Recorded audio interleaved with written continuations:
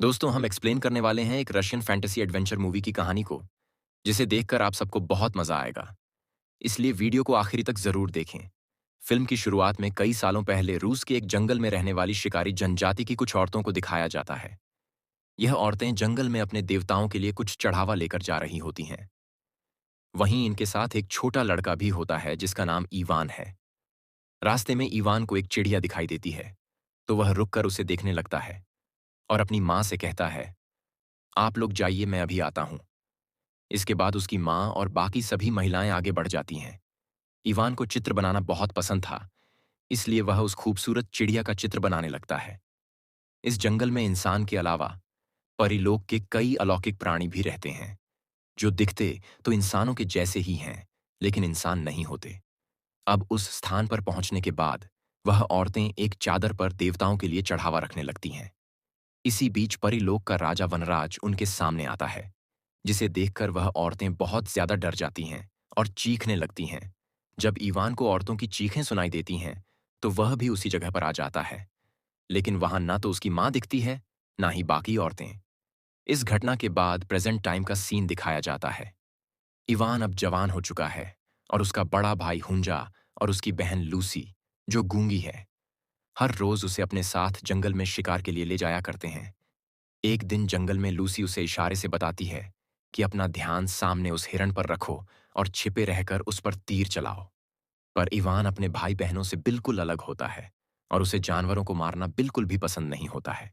इसी दौरान उसे पेड़ के पीछे छिपी परिलोक की एक लड़की दिखाई देती है और उस लड़की को देखने के चक्कर में इवान अपने ही धनुष से टकराकर गिर जाता है और उसके गिरने की आवाज सुनकर वह हिरण वहां से भाग जाता है। हिरण के भाग जाने से उसका भाई हुंजा ईवान पर गुस्सा होते हुए कहता है कि तुम किसी के लायक नहीं हो। तुम्हारी वजह से वह हिरण हमारे हाथ से निकल गया। हर बार तुम कोई ना कोई गड़बड़ कर देते हो। हम लोग कोई शिकार नहीं कर पाए। इसकी वजह मैं पिताजी को जरूर बताऊंगा। तभी लूसी इशारे से हुंजा को समझाती है कि उस पर इतना गुस्सा करना ठीक नहीं है। धीरे धीरे वो सीख जाएगा। हुंजा कहता है, आखिर कब तक तुम इस नालायक का बचाव करती रहोगी? अब इवान जब अपने घर जाता है, तो वह उस लड़की का चित्र बनाता है जिसे उसने जंगल में देखा था। इसके बाद वह उस चित्र को अपने संदूक में रखने लगता है। तभी उसे संदूक में एक अनोखी किताब दिखाई देती है। इवान उस किताब को खोलता है और देखता है, उसमें परिलोक के प्राणियों के चित्र के साथ उनके बारे में बहुत कुछ लिखा था। इस किताब को पढ़ते वक्त इवान के अंदर कोई जादुई रोशनी घुसने लगती है, जिससे उसका सिर चकराने लगता है और वह गिर जाता है। तभी हम देखते हैं कि उसकी कलाई पर एक जादुई निशान उभर आता है। कुछ देर बाद लूसी इवान के पास आती हैं और उससे पूछती है कि तुम यहाँ अकेले क्या पढ़ रहे हो? इस पर इवान कहता है कि यह रहस्यमय किताब मुझे यहाँ इस संदूक में मिली, लेकिन इससे पहले मैंने इसे कभी यहाँ नहीं देखा था। इसमें परिलोक के लोगों के बारे में बहुत कुछ जानकारी लिखी गई है। जब लूसी उस किताब को खोलकर देखती है, तो वह इशारे से कहती है कि यह एकदम बकवास है और वो उस किताब को वहीं फेंक देती है। तभी हुंजा वहां आता है और उस किताब को उठा लेता है। किताब खोलने पर जब उसे परीलोक के राजा वनराज का चित्र दिखाई देता है, तो वो लूसी से कहता है, यह किताब तुम्हें कहाँ मिली? मुझे इसे पिताजी को दिखानी होगी, इसमें उनके काम की जानकारी हो सकती है। फिर अगले सीन में हमें रैगन को दिखाया जाता है, जो कोसी नाम के एक व्यक्ति को हंटर से मार रहा था। रेगन लूसी, हुंजा और ईवान के पिता हैं। तभी हुंजा वो किताब अपने पिता को दिखाते हुए कहता है कि यह किताब मुझे ईवान के पास मिली। इसमें परिलोक के बारे में अद्भुत जानकारी उपलब्ध है। रेगन बहुत ही निर्दयी और लालची किस्म का इंसान था। वह ईवान से पूछता है कि तुम्हें यह किताब कहाँ से मिली? तब ईवान कहता है, मुझे नहीं पता कि यह किताब मेरे संदूक में कैसे आई, लेकिन मुझे लगता है कि इस किताब की वजह से मैं अपनी माँ को ढूंढ सकता हूँ, जो कई सालों पहले इस जंगल में कहीं लापता हो गई थी। इस पर उसका बाप कहता है, अगर वह जिंदा होती तो इतने सालों में लौटकर वापस जरूर आती। मुझे पता है परिलोक के राजा वनराज ने ही उसे मारा होगा। ईवान कहता है, इस किताब में यह भी लिखा है कि परिलोक के सभी प्राणी चांदी, नमक और टासी के पौधे से डरते हैं, क्योंकि इन चीजों के मिश्रण से उनका शरीर नष्ट होकर सोने के पाउडर में बदल जाता है। यह सुनकर रेगन बहुत खुश होता है और अपने बच्चों से कहता है, अब हम इन परिलोक के प्राणियों का सफाया कर सकते हैं, इसलिए अब हम लोग उनका शिकार करेंगे। यह सुनकर इवान दुखी हो जाता है, क्योंकि वह किसी निर्दोष को नहीं मारना चाहता था, लेकिन उसकी बहन और उसका भाई दोनों उसके पिता की हर बात मानते थे और वो दोनों भी उसी की तरह बहुत ही दुष्ट होते हैं। इसके बाद वो लोग चांदी के सिक्कों और टासी के पत्तों से ढेर सारी मालाएं बनाते हैं और फिर नमक डालकर एक मिश्रण तैयार करते हैं। फिर अगले दिन इवान, लूसी और हुंजा एक साथ परिलोक के प्राणियों का शिकार करने जंगल में जाते हैं। तभी उन्हें एक अलौकिक लड़की दिखाई देती है जो परिलोक से आई हुई लग रही थी। लूसी अपने दोनों भाइयों के साथ छिप जाती है और उस लड़की पर नजर रखती है। इसी बीच इवान किताब में उस लड़की के बारे में पढ़ता है जिसमें लिखा था कि वह लड़की परिलोक के सर्प कुल की राजकुमारी है। तभी लूसी उस लड़की सामने लहसुन की एक माला फेंक देती है। जब वो लड़की उस माला को उठाकर देखती है, तभी लहसुन की गंध से उसे बेहोशी छाने लगती है। अब तीनों भाई बहन उस लड़की के सामने आ जाते हैं और वह उन्हें देखकर भागने की कोशिश करती है। इसके बाद वो तीनों भी उसका पीछा करते हैं और फिर हूंजा रस्सी का फंदा उसके पैरों पर फेंकता है, जिसमें फंसकर वह गिर जाती है। जिसके बाद वो सांप बनकर फंदे से निकलने की कोशिश करती है, लेकिन तभी लूसी उसे दबोच लेती है। अब वह फिर से इंसान बन जाती है। इसके बाद वो तीनों उसे अपने घर लाते हैं। वह लड़की बहुत मासूम थी और वह इन लोगों से रहम की भीख मांगती है। इस पर रैगन कहता है कि तुम्हारी कोई गलती नहीं है, लेकिन तुम्हारे लोगों की वजह से मेरी पत्नी अब इस दुनिया में नहीं है। इसलिए अब मैं परलोक के राजा से अपनी पत्नी की मौत का बदला लूंगा। इस पर वो लड़की कहती है, हमारे लोग कभी किसी को नुकसान नहीं पहुंचाते। मुझे नहीं पता आपकी पत्नी को किसने मारा। मुझे जाने दो, मैं दोबारा तुम्हारी दुनिया में कभी नहीं आऊंगी। उस लड़की के गिड़गिड़ाने का दुष्ट ड्रैगन पर कोई असर नहीं होता और वो इवान से कहता है कि उस माला को इस लड़की के गले में डाल दो। इवान उस खूबसूरत लड़की को मरते हुए नहीं देख सकता था, लेकिन अपने पिता के दबाव बनाने से वह उस लड़की के गले में वो माला डाल देता है। माला डालते ही वो लड़की तड़प तड़प कर मर जाती है और सोने के पाउडर में बदल जाती है। लालची रैगन उस पाउडर को थैली में भर लेता है और लूसी से कहता है, अब हम सबसे अमीर हो जाएंगे। दूसरी तरफ इवान उस लड़की की मौत से बहुत दुखी होता है और उसके दिमाग में उस लड़की का रोता हुआ चेहरा बार घूम रहा था और साथ ही उसके हाथ पर उभरे निशान से भी उसे बहुत ज्यादा तकलीफ हो रही थी। इसलिए वह एक तांत्रिक के पास जाता है। तांत्रिक उससे कहती है कि यह निशान उसे परीलोक की दुनिया का लगता है।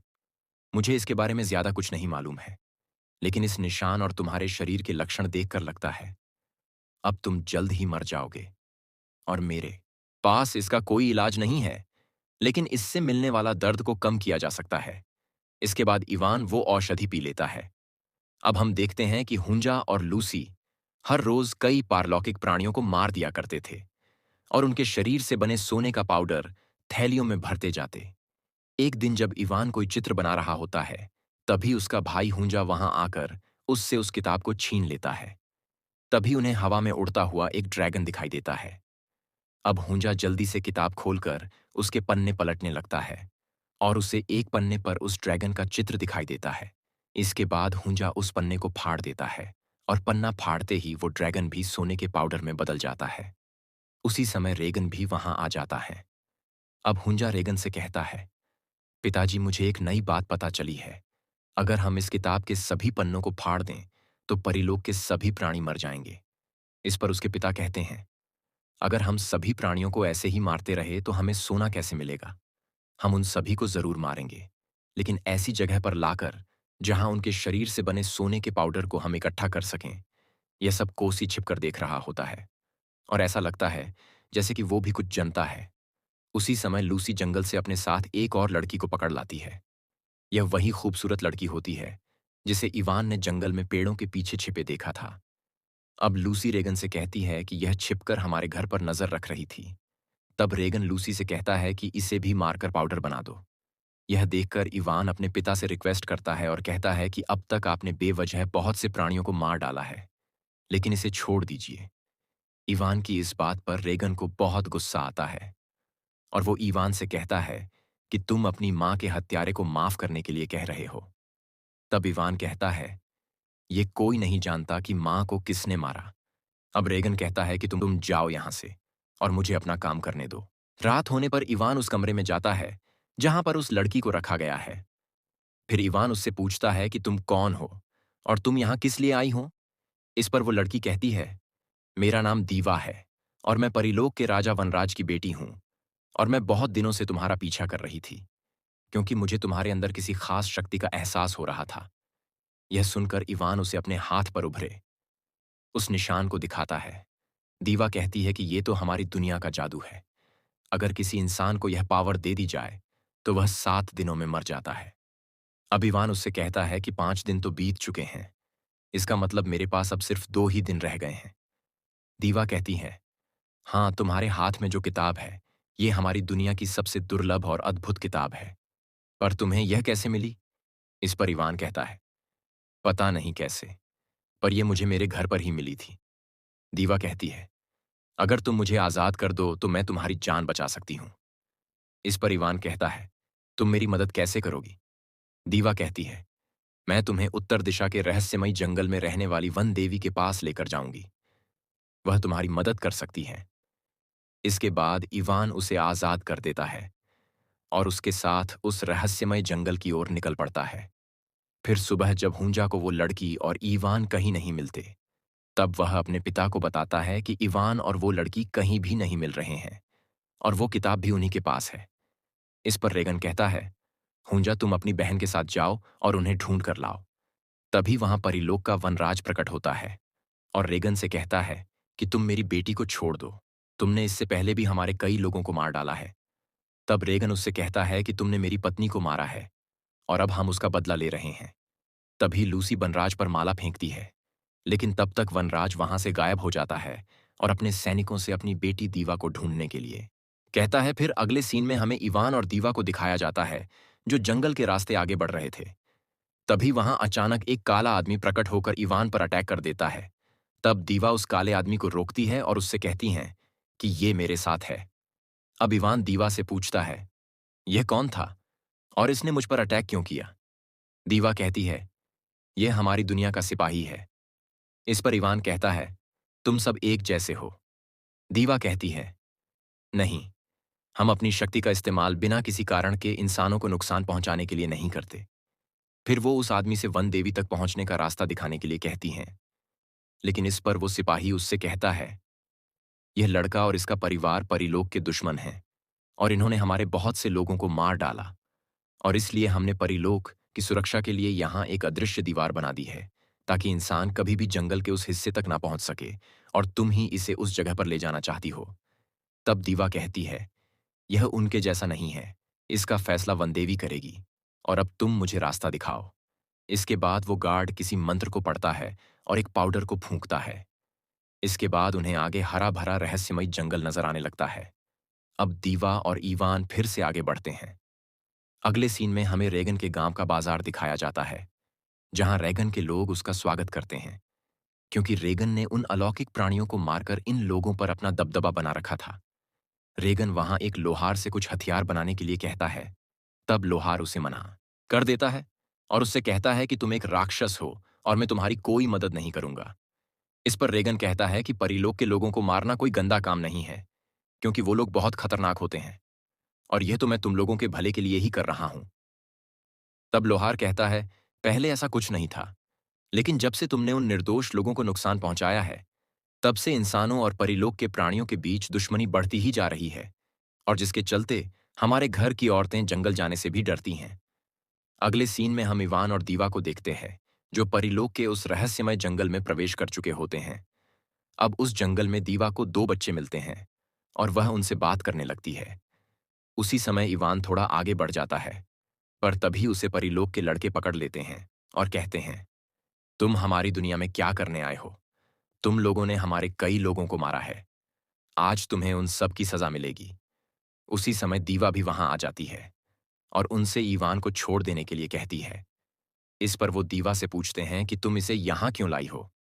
तुम्हें पता है ना कि इसके परिवार के लोगों ने हमारे कई लोगों को मार डाला है। तब दीवा कहती है, हाँ, मैं जानती हूं, लेकिन यह वैसा नहीं है। इसने मेरी मदद की है और मैं इसे यहां वनदेवी से मिलाने लाई हूं। इसके बाद दीवा वनदेवी और परिलोक के बाकी लोगों को बुलाती है। तब वहां के लोग सामने आ जाते हैं और तभी वनदेवी भी वहां प्रकट हो जाती है और दीवा से कहती है कि तुम इसको यहां क्यों लाई हो? ये इंसान बहुत क्रूर होते हैं। तब दीवा कहती है, इसने मेरी जान बचाई है। इसके पास परिलोक की वो जादुई किताब है और अब कोई जादू इसकी जान ले रहा है। मैं चाहती हूं कि आप इसकी मदद करें।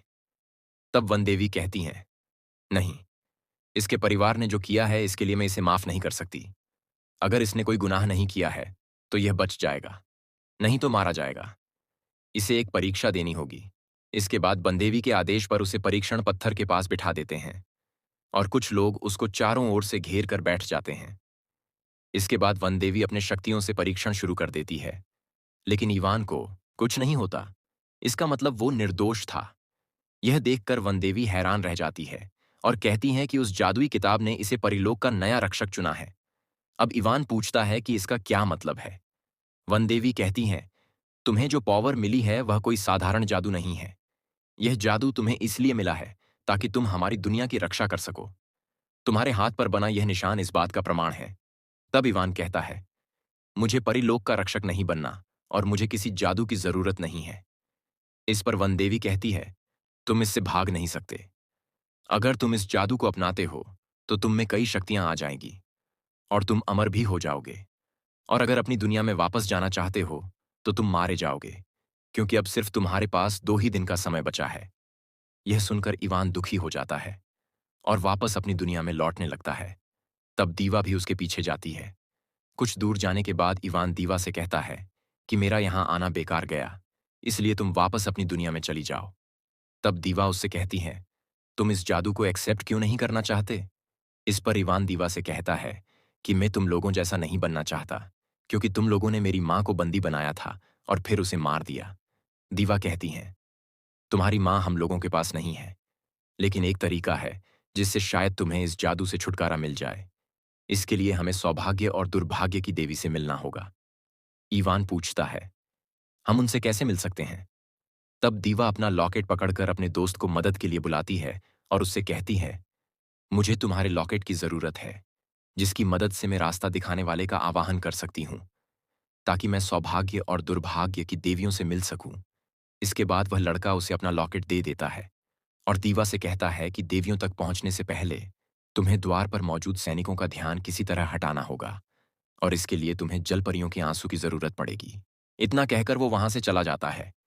अब दीवा अपने और उसके लॉकेट को जमीन पर फेंक कर रास्ता दिखाने वाले गाइड का आवाहन करती है, जिसके बाद वो लॉकेट रास्ता दिखाने वाले बच्चे बन जाते हैं। इसके बाद वह दोनों उन्हें रास्ता दिखाते हुए आगे बढ़ते हैं। इस रोमांचक सफर पर चलते चलते इवान और दीवा को एक दूसरे से प्यार हो जाता है।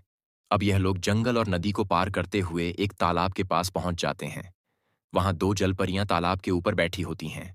जब दीवा ईवान से कहती है कि जलपरियां कभी रोती नहीं हैं और सिर्फ हंसने पर ही उनके आंसू निकलते हैं, और इसके लिए उस किताब में काफी कुछ है। इसके बाद ईवान दीवा को वो किताब दे देता है। अब दीवा और वो दोनों बच्चे जलपरियों के पास जाते हैं और दीवा किताब में से चुटकुलों को पढ़ने लगती है, जिसके बाद वो जलपरियां हंसने लगती हैं और उनके आंसू निकल जाते हैं। उन आंसुओं को वो बच्चे एक डिब्बी में भर लेते हैं और ईवान को देते हुए कहते हैं कि ये आंसू अब जादुई नमक बन गए हैं और इससे दीवा और इस दुनिया के लोगों को जान का खतरा है, इसलिए इसे संभाल कर रखना।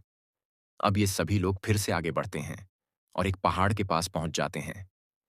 इसके बाद अगले सीन हमें में लूसी और हुंजा को दिखाया जाता है, जो अपने भाई और दीवा की तलाश कर रहे होते हैं। और जब कुछ समय के लिए अदृश्य दीवार हटती है, तभी हुंजा और लूसी भी इस दुनिया में घुस जाते हैं। यहाँ पर लूसी को जमीन पर दीवा का बाल मिलता है और उनके पैरों के निशान भी मिलते हैं। इसके बाद वो उनका पीछा करते हुए आगे बढ़ते हैं। उधर पहाड़ के रास्तों से चलते हुए वो सभी एक खेत में पहुंच जाते हैं और वहीं रुककर आराम करने लगते हैं। इस दौरान इवान और दीवा एक दूसरे से प्यार का इजहार करते हैं। इसके बाद जब दोनों एक दूसरे को किस कर रहे होते हैं, तभी वहां पर हुंजा और लूसी पहुंच जाते हैं। हुंजा इवान से कहता है, तुम नालायक तो थे ही, लेकिन गद्दार भी होंगे। मुझे नहीं पता था तुम इस लड़की के साथ यहां भाग आए। इसके बाप ने हमारी मां को मारा था। क्या तुम नहीं जानते हो? इस पर इवान कहता है, यह कोई दुश्मन नहीं है। दीवा कहती है, मेरे पिता ने किसी को नहीं मारा। लेकिन हुंजा उसकी कोई भी बात नहीं सुनना चाहता था और वह दीवा को खींचकर अपने साथ ले जाने लगता है। तब इवान दीवा को अपने भाई से छुड़ाने की कोशिश करता है। इसके बाद दीवा इवान का हाथ पकड़कर जंगल में आगे चली जाती है। आगे कुछ देर बाद जंगल में उनका सामना उस वन के सिपाहियों से होता है, जिसे वनराज ने अपनी बेटी को ढूंढने के लिए भेजा था। वो लोग दीवा को इवान का साथ छोड़ने के लिए कहते हैं और साथ ही इवान पर अटैक करने लगते हैं। अब और सिपाही भी वहां आ जाते हैं और वह इवान को घेर कर मारने लगते हैं। तब दीवा इवान को बचाने के लिए उनसे भीड़ जाती है। उसी समय इवान के अंदर भी पावर आ जाती है। अब वह भी उन सिपाहियों को कड़ी टक्कर दे रहा होता है। वहीं उन पारलौकिक सिपाहियों की संख्या ज्यादा होती है। फिर भी ये दोनों उन सभी पर भारी पड़ रहे थे। तभी हुंजा और लूसी भी वहां आ जाते हैं। इस लड़ाई के दौरान ही मुख्य सिपाही अपनी जादुई लाठी से इवान को दूर ढकेल देता है, जिससे इवान जमीन पर गिरकर बेहोश हो जाता है और उसके बैग से जल परियों के आंसू की डिब्बियां बाहर आ जाती हैं। अब दिवा इवान को होश में लाने लगती है। तभी इवान के बेग से गिरी आंसुओं की डिब्बी लूसी के हाथ लग जाती है। जब लूसी उस डिब्बी में दिव्य नमक को देखती है तो वह सभी सिपाही के ऊपर फेंक देती है। यह देखकर इवान दीवा को खुद से ढक लेता है ताकि वह उस नमक से बच जाए। अब उस दिव्य नमक से बाकी सभी सिपाही तो राख बन जाते हैं, लेकिन मुख्य सिपाही बच जाता है और वह वहां से भाग निकलता है। और इसी मौके का फायदा उठाकर हुंजा इवान पर अटैक कर देता है और लूसी के साथ दीवा को भी ले जाने लगता है। लेकिन तभी दीवा अपनी शक्ति का उपयोग करके उन दोनों को नीचे पटक देती हैं और इवान के पास आ जाती है। और फिर वो एक अदृश्य दीवार बना देती है, जिसके चलते अब हुंजा और लूसी उनके पास नहीं आ पाते। फिर अगले दिन सुबह इवान और दीवा दोनों उन गाइड करने वाले बच्चों के साथ आग सेक रहे होते हैं। तब इवान दीवा से कहता है, मैं नहीं चाहता कि मेरी वजह से तुम बार बार खतरे में पड़ो। यह समस्या मेरी है और इसलिए तुम घर लौट जाओ। यहां से आगे मैं इन बच्चों के साथ अकेला ही जाऊंगा। लेकिन दीवा उससे प्यार करती है, इसलिए वो उसे अकेले नहीं जाने देना चाहती। लेकिन इवान के फैसले से दुखी होकर वो वापस लौटने लगती है। उसी समय जब दीवा सरसों के खेत में उसका बनाया हुआ वो मुकुट उठा रही थी, तभी हुंजा और लूसी उसे पकड़कर अपने साथ ले जाने लगते हैं और लहसुन की तेज गंध के कारण वो कुछ कर भी नहीं पाती। दूसरी तरफ इवान भी उन बच्चों के साथ आगे बढ़ रहा होता है और चलते चलते वह एक खेत में पहुंच जाता है। वो बच्चे इवान से कहते हैं, यहीं से एक गुप्त रास्ता है जो तुम्हें सौभाग्य और दुर्भाग्य की देवियों के पास ले जाएगा, जिसकी पहरेदारी एक भयानक राक्षस कर रहा था। वहीं पर हमें दो भाइयों को भी दिखाया जाता है और वो भी उन्हीं देवियों के पास जाने के लिए आए हुए होते हैं। पर वो राक्षस उन दोनों को अपने जादू से पत्थर के गोले में बदल देता है। अब यह देखकर वो बच्चे इवान को जल परियों के आंसू को इस्तेमाल करने के लिए कहते हैं। फिर इवान उस नमक को उस राक्षस की नाक की तरफ फेंकता है, जिससे वो बेहोश होने लगता है और तभी वहां पर एक जादुई दरवाजा खुलता है। अब इवान उसके अंदर चला जाता है और दोनों देवियों के पास पहुंच जाता है। अब वहां वो उनसे कहता है कि मेरे भाग्य से रक्षक बनना मिटा दो। मैं परिलोक का रक्षक नहीं बनना चाहता। तब सौभाग्य की देवी कहती हैं, यह तुम्हारी किस्मत में है, इसमें कोई छेड़छाड़ नहीं की जा सकती। इसके बाद दुर्भाग्य की देवी इवान से कहती हैं कि अगर मैं ये किताब नष्ट कर दूं तो परिलोक के सभी प्राणी भी खत्म हो जाएंगे, जो कि प्रकृति के लिए सही नहीं होगा। इस पर इवान कहता है, फिर आप ही मुझे बताओ मैं क्या करूं, क्योंकि अब मेरे पास सिर्फ एक ही दिन बचा है। वो देवी कहती हैं, तुम जैसा कर्म करोगे हम उसी अनुसार तुम्हारे भाग्य को लिखते जाएंगे। तब इवान उनसे पूछता है, रक्षक के लिए मुझे ही क्यों चुना गया?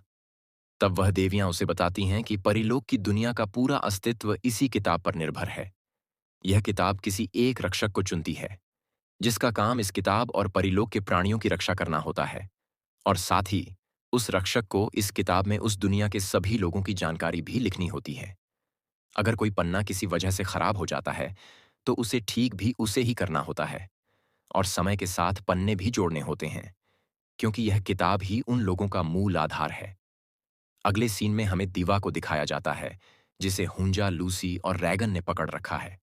उन लोगों ने उसके चारों ओर चांदी के सिक्के और टांसी की डोरियां रखी होती हैं। उसी समय वो देवियां इवान को वहां भेजती हैं और फिर इवान अपने बाप से दीवा को छोड़ देने के लिए कहता है। लेकिन उसका बाप उसे कहता है कि तुम गद्दार हो। फिर रेगन लूसी से कहता है कि दीवा को वो माला पहनाकर उसे खत्म कर दो। तभी वहां पर वनराज और उसका मुख्य सिपाही भी वहां प्रकट हो जाता है। वो लोग दीवा को बचाने के लिए उसके पास नहीं जा सकते थे, क्योंकि वनराज का कोई भी जादू उस घेरे के अंदर काम नहीं करता। इसके बाद रेगन वनराज से कहता है, तुमने मेरी बीवी को मारा था और आज मैं तुम्हारी बेटी को मारूंगा। तभी इवान अपने पिता को नीचे गिरा देता है। अब हूंजा इवान का गला दबाने लगता है, जबकि वनराज और वो सिपाही अपनी पूरी ताकत से उस घेरे के अंदर घुसने की कोशिश करते हैं, लेकिन वो कामयाब नहीं होते। तभी घेरे के अंदर हुंजा और इवान भी आ जाते हैं। अब इवान खुद को छुड़ाता, इससे पहले ही लूसी वो माला दीवा को पहनाकर उसे मार डालती है। अब यह देखकर वनराज और इवान दुखी हो जाते हैं और चीखने लगते हैं। इसके बाद वनराज भी वहां से चला जाता है, लेकिन दिवा की मौत से दुखी इवान रक्षक बनने के लिए तैयार हो जाता है और तभी उसके अंदर रक्षक की सारी शक्तियां आ जाती हैं। अब इवान रक्षक बनकर उस किताब से एक मंत्र को पढ़ता है, जिससे वो अपने पिता को उनके बचपन के समय को दिखाता है और कहता है कि मैं ऐसा इसलिए कर रहा हूं ताकि आप दोबारा से बड़े होकर एक अच्छे इंसान बनो। इसके बाद इवान जंगल में चला जाता है और उस किताब के पन्ने पलटने पलटता है। तब उसे वो पन्ना मिलता है जिस पर उसने दिवा का चित्र बनाया था। उसी समय कोसी इवान के सामने आता है और उससे कहता है कि अब जब तुम रक्षक बन गए हो, तो तुम इस किताब में मेरे बारे में लिखो कि मैं परीलोक का अमर प्राणी हूं, जिससे मैं अमर हो जाऊंगा और फिर मैं तुम्हें बदले में तुम्हारी मां का पता बता दूंगा। इस पर इवान कहता है, तुम्हें यह सब कैसे पता है? कोसी कहता है, मैंने ही वो किताब चुराई थी, लेकिन पता नहीं क्यों उस किताब ने मुझे रक्षक नहीं चुना और इसलिए मैंने उस किताब को तुम्हारे पास छोड़ दिया। अब तुम जल्दी से मुझे अमर बना दो। तब इवान कोसी से कहता है कि मैं रक्षक हूं और कभी भी ऐसा कोई काम नहीं करूंगा। तब कोसी इवान के मुंह पर कुछ पत्तियां फेंककर उससे उस किताब को छीन लेता है और फिर इवान से कहता है कि मेरी बात मान लो, नहीं तो मैं इस किताब के सारे पन्ने फाड़ दूंगा, जिसकी वजह से परीलोक के सभी प्राणी मारे जाएंगे।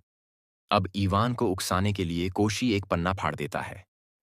फिर इवान अपनी शक्ति का प्रयोग करके उसे नीचे गिरा देता है और उसका गला पकड़ लेता है। तब कोशी इवान से कहता है कि मैंने ही तुम्हारी मां को किडनैप किया था और तुम चाहो तो अभी भी तुम्हारी मां बच सकती हैं। अब इवान मजबूर होकर उस किताब में लिख देता है कि कोसी परीलोक का अमर प्राणी है और उसके ऐसा लिखते ही कोसी अमर हो जाता है। फिर वो इवान को उसकी मां का पता दे देता है। इवान जानता था कि कोसी बहुत खतरनाक है और इसलिए वो उस किताब में कोशी की अमरता के नीचे एक और लाइन लिखता है, जिसमें लिखा था, कोसी की जान एक सुई में है, अगर वो सुई टूटी तो कोशी मारा जाएगा। इसके बाद इवान दीवा का चित्र बना हुआ पन्ना किताब में लगाकर एक मंत्र को पढ़ता है, जिससे परीलोक की प्राणी होने की वजह से दीवा वापस आ जाती है। इवान दीवा को फिर से पाकर खुश हो जाता है और फिर वह अपनी मां से मिलने जाता है और इसी के साथ ये मूवी खत्म हो जाती है।